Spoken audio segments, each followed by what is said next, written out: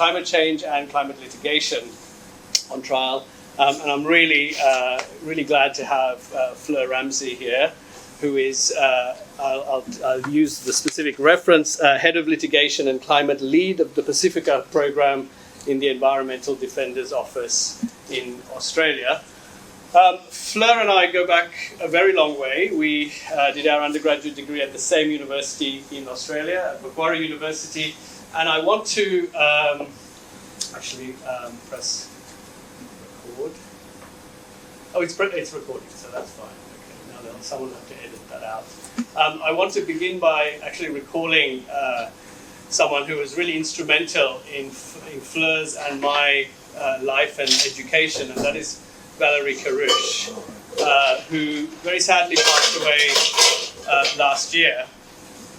Valerie was an incredible legal philosopher, one of the greatest minds I've ever encountered. She was the first woman to be appointed to the law faculty of the University of Western Australia. She was an incredible scholar, activist, and when she came to Macquarie, she came with a reputation that she'd been arrested at a protest against the expansion of the Swan Brewery in Perth, which was on Aboriginal sacred land. And so for people who are engaged with issues of Indigenous rights, Aboriginal deaths in custody in the 1980s and 1990s in Australia, she was a hugely inspirational figure. And this photograph was taken of her at her home in Hamburg, where she spent the latter part of her life in Hamburg. She set up an institute for the Altona Grundlagenforschung in Altona, looking at the foundations of legal philosophy and colonialism, in particular in the case of her in the case of her work.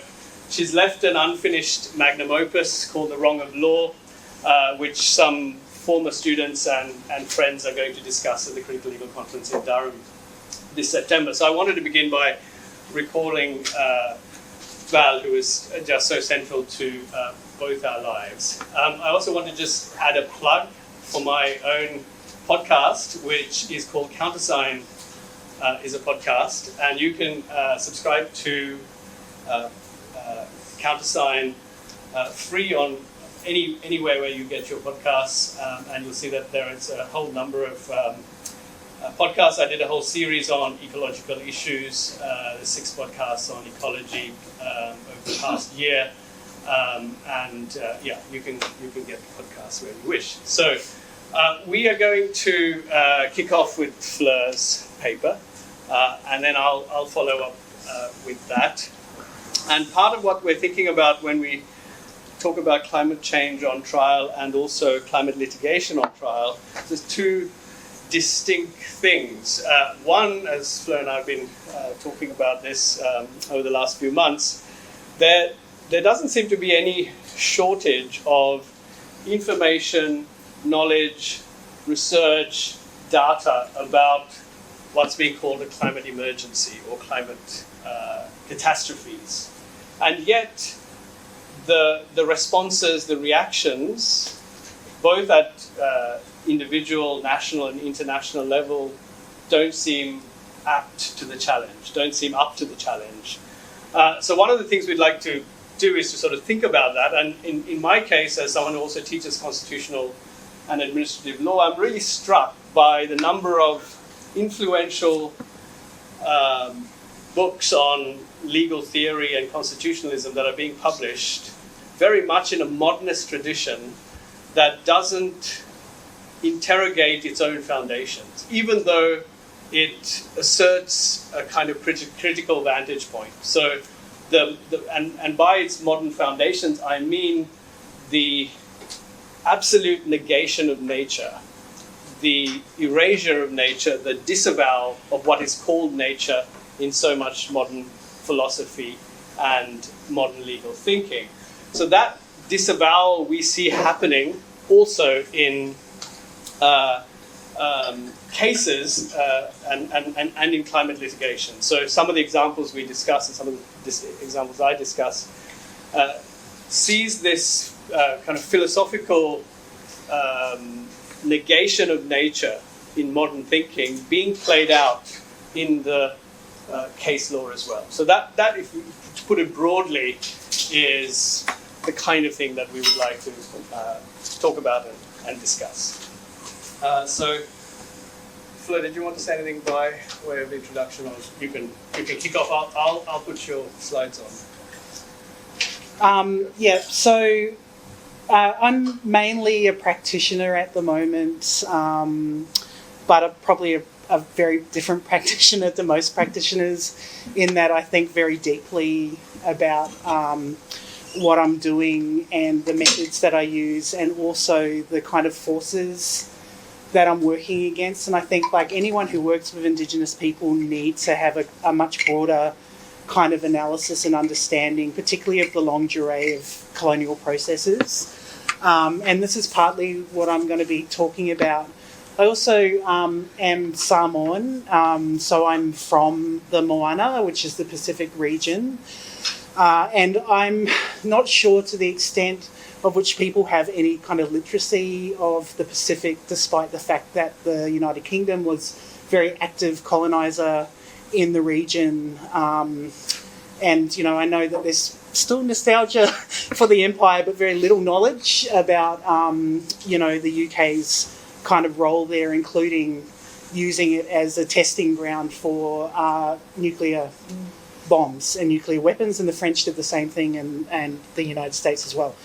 So this is just kind of background, just to kind of give you a sense of our aesthetics as peoples, and also our fights, the way that we fight in relation to climate change. And I'm happy to talk about these pictures afterwards, but it's just more for kind of literacy purposes. So I'm repurposing and shortening a much longer keynote I gave at the University of New South Wales at the end of last year, called Decolonising Climate Displacement. Climate displacement is the prevalent terminology used to describe forced relocation due to sudden and slow onset climate change impacts. It is often used in relation to refugees and refers to someone who has been forced to flee their home, and can refer to internally displaced persons or externally displaced persons. So if you're an externally displaced person, you cross an international border. Internal displaced people stay within the borders of the nation state. The discourse of climate displacement has been adopted by the United Nations and other humanitarian agencies, permeating the description and discussion of forced relocation due to climate change in the Pacific region, which I'm now going to call Moana, and Moana is a Samoan term for Great Ocean. In my keynote, I argued that the terminology of climate displacement is wholly inadequate to describe what is at stake for populations living within the islands of Moana. It leaves unsaid the cause of the displacement. Rather, climate dispossession, which is the term that I'm advocating for, better gets at the heart of both the causes and effects of climate pollution and a destabilised climate in the region, and more importantly, reframes climate change as a violence that has intentionally been imposed on us by wealthy and rich states. In this regard, it is a renewed form of colonisation and is a theft dispossessing us from our vital spaces. This understanding of the process of climate change as a renewed form of colonisation applies Patrick Wolf's insight that colonisation is not an event, it is a structure. It is not a one-off act of state or annexation, for example. It's an ongoing process. Wolf argues that colonisation has a structuring logic, and this is the ongoingness of colonisation, which animates this ongoing process, which he identifies as the elimination of the native. This is aimed at securing, that is, obtaining and maintaining territory. The elimination of the native can happen in various ways, such as through genocide, massacres, residential schools, child removal, mass incarceration, religious conversion, forced assimilation, etc. You might note that there is a difference between massacres and child removal or other types of forced assimilation, but for Wolf, these are both processes, one overtly violent, one less overtly so, that separate Indigenous peoples from their lands which can then be possessed and occupied by the coloniser. One kills the native, the other attempts to kill the native within. And so the effect of killing the native within is to make it harder to keep and claim connection to land, and has been used in settler colonial contexts to justify extinguishing native title, which requires proof of continuing connection to lands despite every effort by colonisers to break that connection.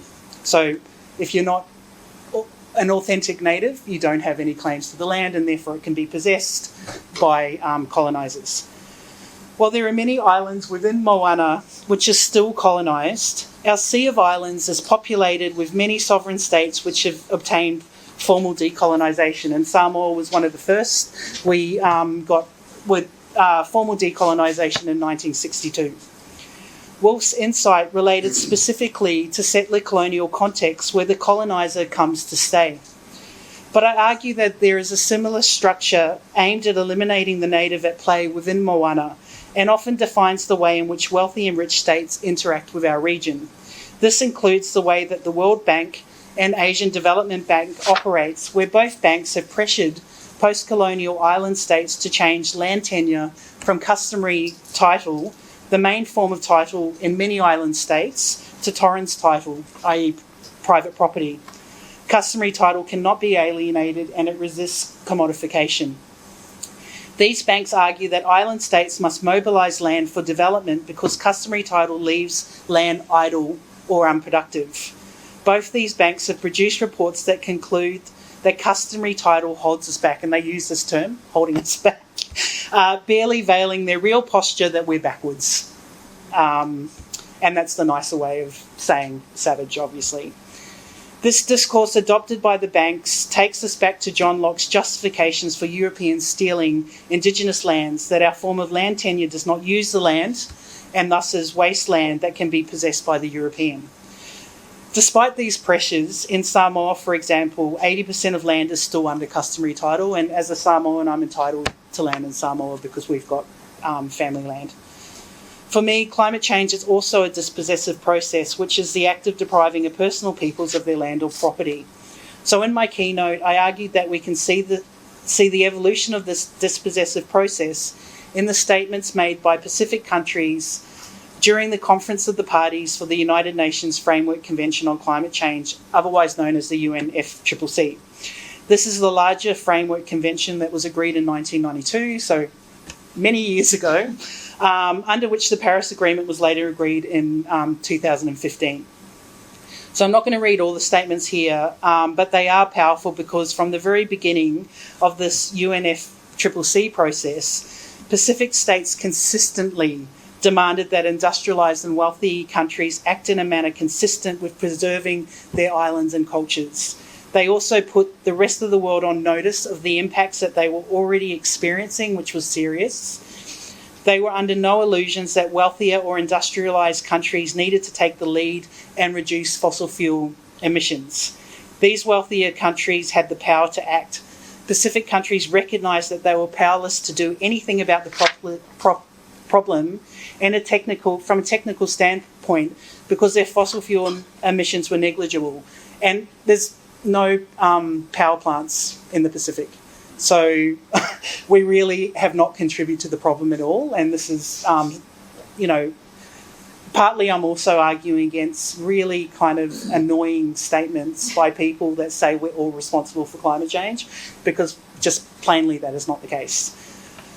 So in 1996 at COP2, a representative from Kiribati said, and I quote, "Here at this conference, we sense a feeling of common purpose. It is the purpose to ensure that the objectives of the Framework Convention on Climate Change shall be met. However, we always wonder with anxiety whether these objectives would be realistic for low-lying coral atolls, given the continuing prediction of the IPCC and on the sea level rise, whilst there appears to be no set timetables to limit and reduce greenhouse gas emissions, particularly from industrialised countries." And sorry, just so you know, the IPCC is the Intergovernmental Panel on Climate Change. That's the authoritative scientific body at the UN level. The representative continued, Serious coastal erosion is experienced on many of our atolls. It has affected people's livelihood. The people in certain villages are already accommodating the change of coastal profiles of their atolls. Certain villages are already retreating further inland. We keep wondering whether sea level rise has not already been whether sea level has not already been rising, and that coastal erosion experiences is not the consequence of rising sea level. When these comments were made, there had only been around 0.5 degrees warming. The following year, in 1997, the representative from Kiribati said similar things, noting, "The future of my country depends on international efforts to address climate change issues. We are frequently experiencing high spring tides that have caused extensive erosion and overtopping of our coastal areas. Salt water intrudes into our precious and limited groundwater lens. Coconut trees fall into the sea. Breadfruits and taro are destroyed. They are the main crops that have thrived in our rather dry climate and sandy soil of our atolls. Moreover, houses fall into the sea, and some people have had to move further inland a few hundred metres width of the land.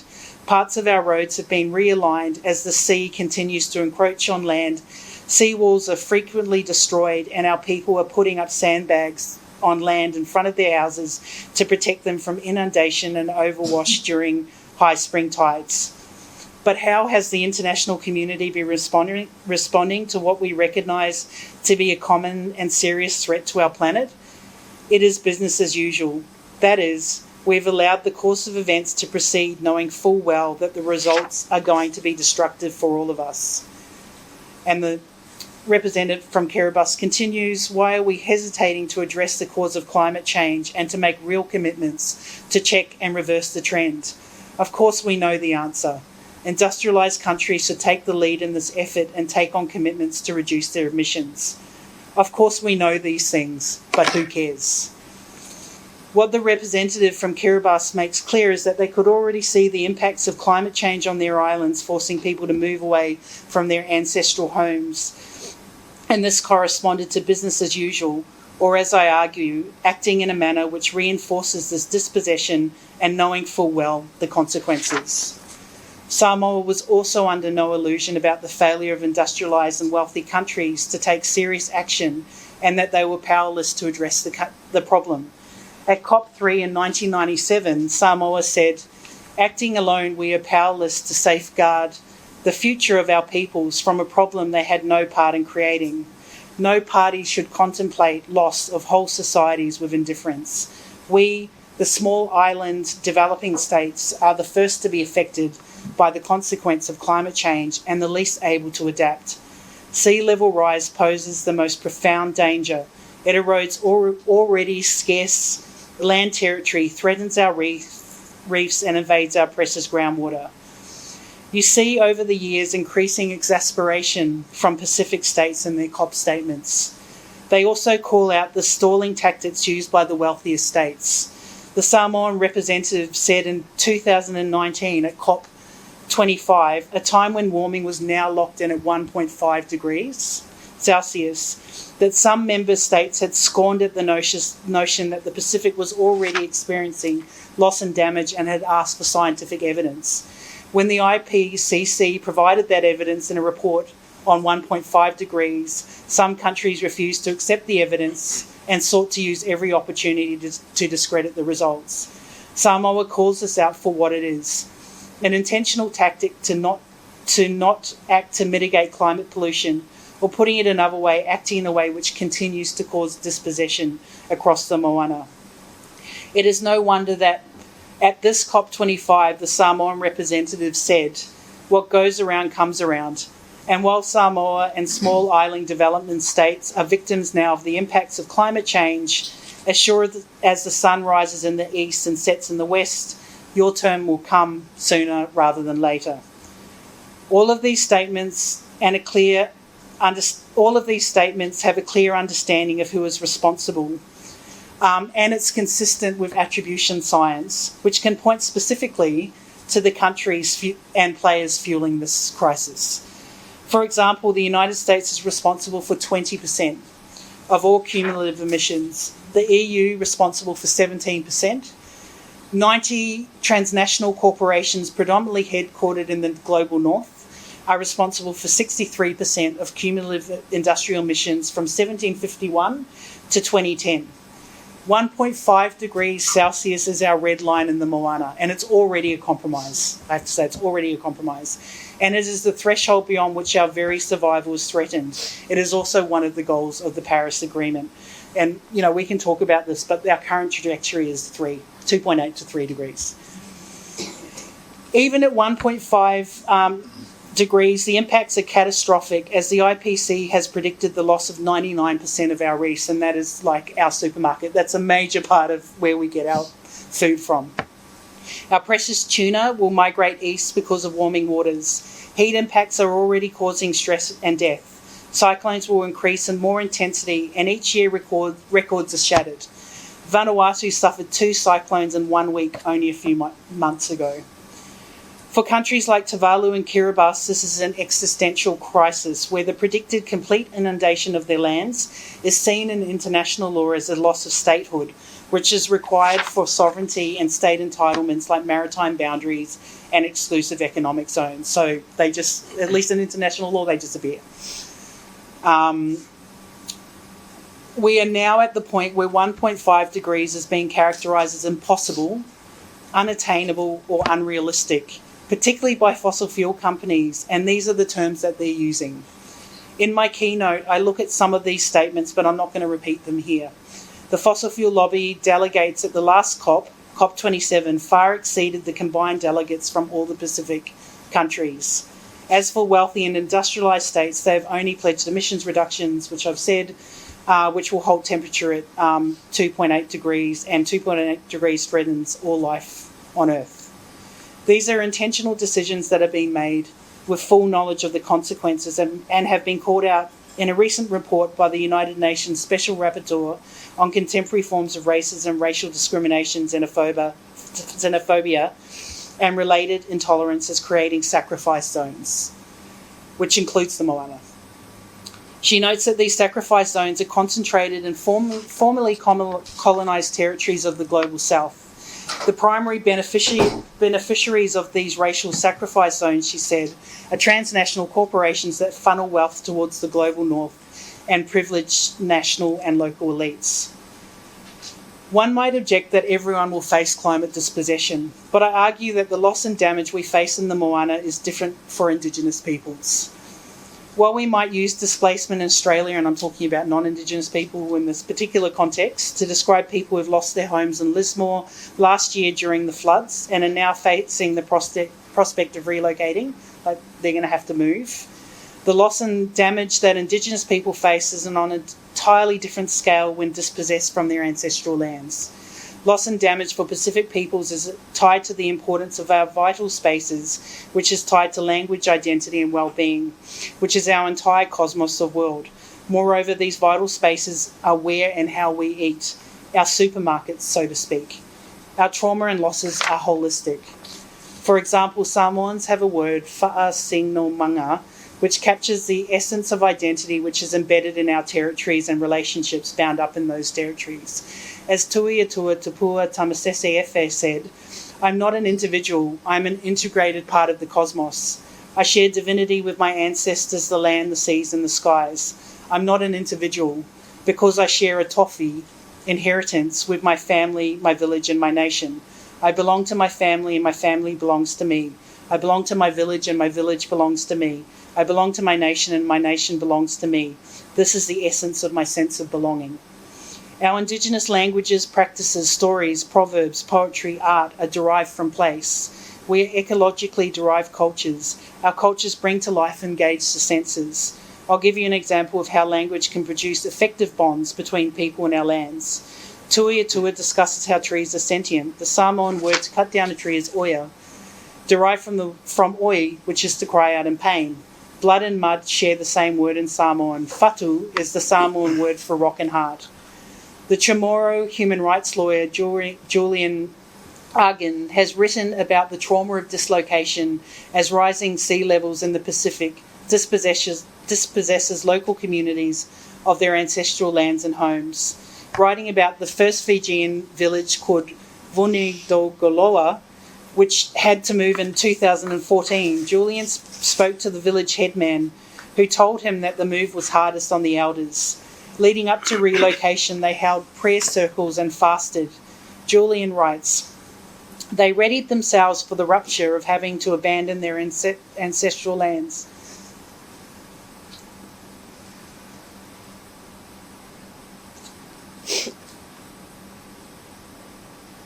You take it.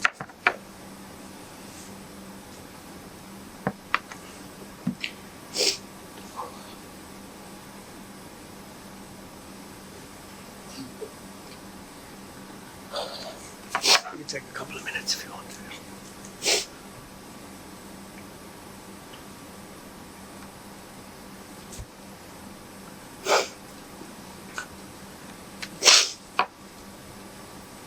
Shall we break for a short time? I can finish. Yeah. Let's take a short break. That's okay. I can finish. In Fiji, as many of our islands, the people are tethered to the earth, as enshrined in the concept of vanua, a word that means the land and the people at once. Vundogoloans live and love and die on their lands, most of which they do not even own, at least not as an individual. Rather, theirs is a system of communal land ownership. They tend to their gardens, they bury their dead. They even bury their umbilical cords.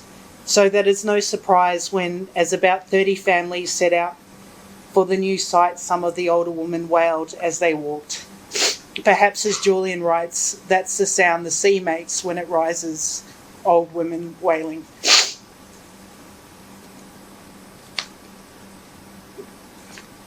It probably does not surprise you that studies that have looked at loss in culture... I do need a break. Yeah, let's take a break. Let's look at that. We'll just take a short break, a few minutes. That's all right. Sorry, this is completely honest. That's all right. Did you want to go outside? Let's take a short break. Can I just also say that please help yourself to a refreshment if you like. So, This is the effective nature of yeah, my work. absolutely. Absolutely. Thanks. Thank you to tissue. Oh, tissue would be great. Thanks. Thank you. Yeah, I also don't have it. Thanks. I really did not expect. So good to see you. Just give me. That was completely unexpected. That's okay. But it just comes up sometimes. We can talk about effective lawyering. No, absolutely. Yeah, definitely. I was talking about like secondary trauma, and I'm going, there's no secondary trauma for me, it's all like primary trauma. Yeah, just drop.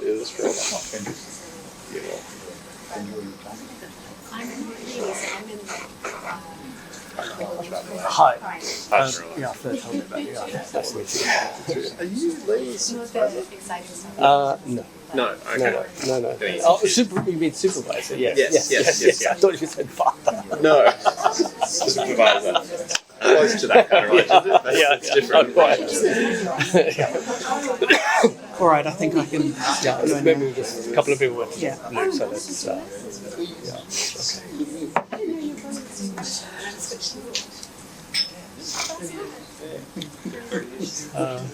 Who went out? I think everyone's back in. Okay, let's go. Really helpful. Thank you. Thank you so much. All right, I think I'll start again, but this is the first time I've cried giving a talk actually, and it's interesting because I went to a masterclass last week and someone was talking about because they work in human rights, the distinction between primary and secondary trauma, and that's just obliterated when you're a lawyer working with your own people, because you're we're all facing the loss together. And I think that's what I'm trying to kind of talk about with Tui saying we are each other.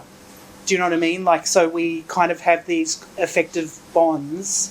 And I just think that, the Pacific is such a rich incredible place, and it's been taken from us, you know.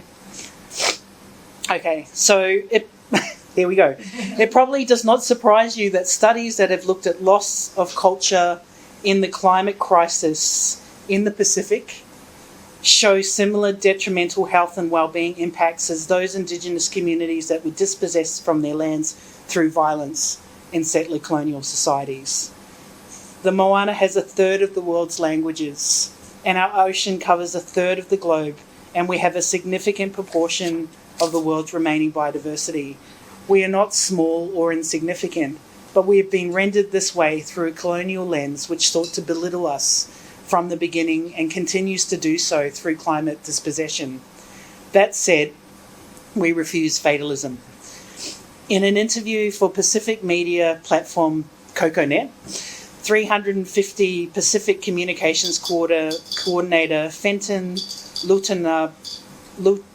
Lutunatabua once said, "If you look at the existing narrative of our people in the face of climate change without pessimism, you fail to understand our realities.